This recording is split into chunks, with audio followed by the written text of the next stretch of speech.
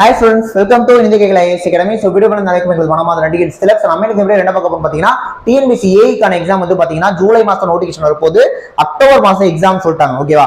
அதுவே ஜூலை 26 அந்த தேதி போன நோட்டிஃபிகேஷன் கொடுத்து அக்டோபர் மாசம் எக்ஸாம் வைக்க போறது சொல்லிருக்காங்க. TNPSC ஓட AE அசிஸ்டன்ட் இன்ஜினியர் உங்க எல்லாருக்குமே தெரிஞ்சிருக்கும். இப்ப வரப்போற அசிஸ்டன்ட் இன்ஜினியரிங்கிறது வரலாற்றுல எடுத்து பாக்குறப்ப இன்டர்வியூ இல்ல. ஓகேவா?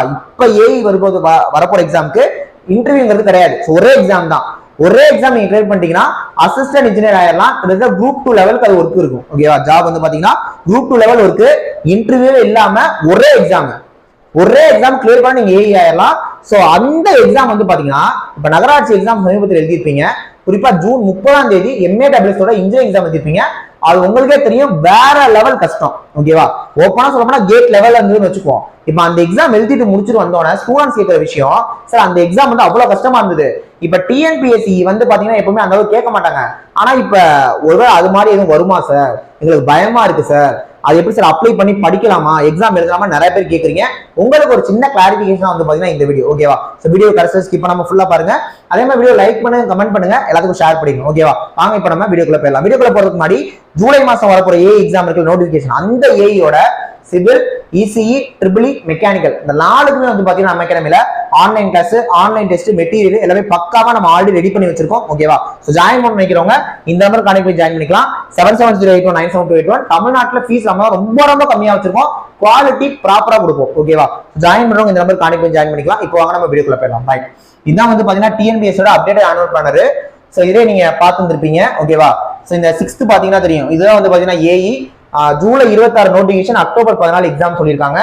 600+ வேகன்சிஸ் வேற கொடுத்துருக்காங்க. இதுல வந்து பாத்தீங்கன்னா ஃபுல்லா ஏஇ வருது. AE civil, AE electrical, AE mechanical. இப்போ எலக்ட்ரிக்கல்ங்கிறப்ப ECEEE வந்து ஏஇ மெக்கானிக்கலும் இருக்கு. ஓகேவா? ஏஇ மெக்கானிக்கலும் இருக்கு.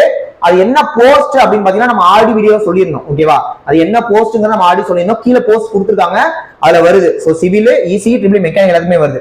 இப்போ எக்ஸாம் என்ன மாதிரி சார் இருக்கும், கஷ்டமா இருக்குமா சார் அப்ப நீங்க கேட்டீங்கன்னா, இப்ப நீங்க தமிழ்நாடு கவர்மெண்ட் எடுத்துக்குவோம். நார்மலா இந்த டெக்னிக்கல் எக்ஸாம்ஸ் அப்படின்னு பாக்குறப்ப ஐடி லெவல் எக்ஸாம் இருக்கும், டிப்ளமோ லெவல் எக்ஸாம் இருக்கும், ஏஇ அப்படிங்கிற எக்ஸாம் இருக்கும், டிஆர்பி பாலிடெக்னிக் அப்படின்னு ஒரு எக்ஸாம் இருக்கும். கரெக்டா? சோ பாலிடெக்னிக் காலேஜஸ்லாம் வந்து பாத்தீங்கன்னா பெர்மனன்ட் ஸ்டாஃப்கான எக்ஸாம் அது டிஆர்பி, டீச்சர்ஸ் ரெக்ரூட்மெண்ட் போர்டோட பாலிடெக்னிக் லெக்சரர்ஸ்க்கான எக்ஸாம். அதுவும் வந்து பாத்தீங்கன்னா உங்களுக்கு தெரியும். அதுவுமே பிஇ முடிச்சவங்க எழுதலாம். டிஆர்பி பாலிடெக்னிக் பிஇ முடிச்சவங்க எழுதலாம். இப்ப MAWS வந்து பாத்தீங்கன்னா கேட் லெவல்ல எக்ஸாம் டஃபா இருந்தது. காரணம் எக்ஸாம் நடத்தின போர்டே வந்து பாத்தீங்கன்னா அண்ணா யூனிவர்சிட்டி தான். கரெக்டா? அதை பார்த்தோட ஏயும் அந்த மாதிரி தான் இருக்குமா சார் அப்படின்னு கேட்டீங்கன்னா, நான் அடிச்சு சொல்றேன், அந்த அளவு கஷ்டமா TNPSC இருக்காது.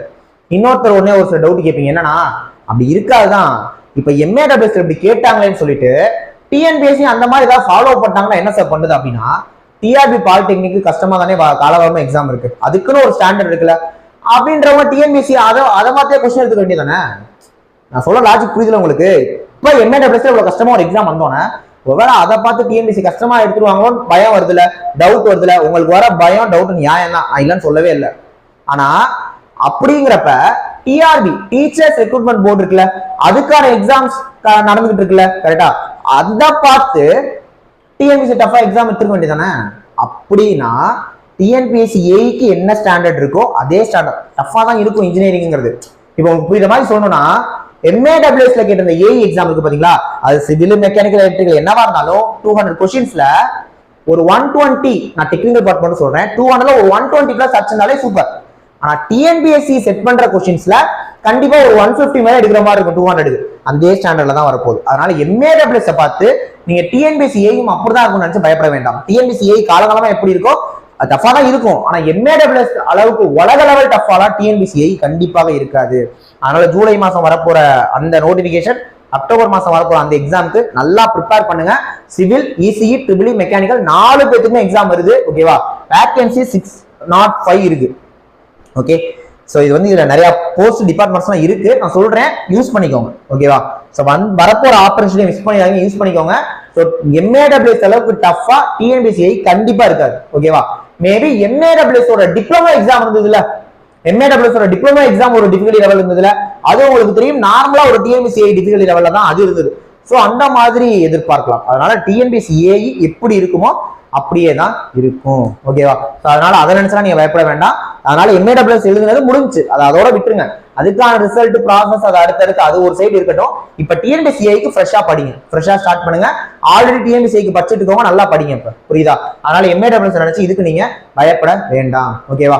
சோ திரும்ப சொல்லிக்கிறேன், இந்த ஏஐக்கு வந்து பாத்தீங்கன்னா அம்மா அகாடமில கிளாஸஸ் போயிட்டு இருக்கு. ஃபீஸ் ரொம்ப ரொம்ப கம்மி தான். ஜாயின் பண்றவங்க இந்த நம்பர் கான்டெக்ட் பண்ணி ஜாயின் பண்ணிக்கலாம். நெக்ஸ்ட் ஒரு முக்கியமான வீடியோல பார்க்கலாம். தேங்க்யூ.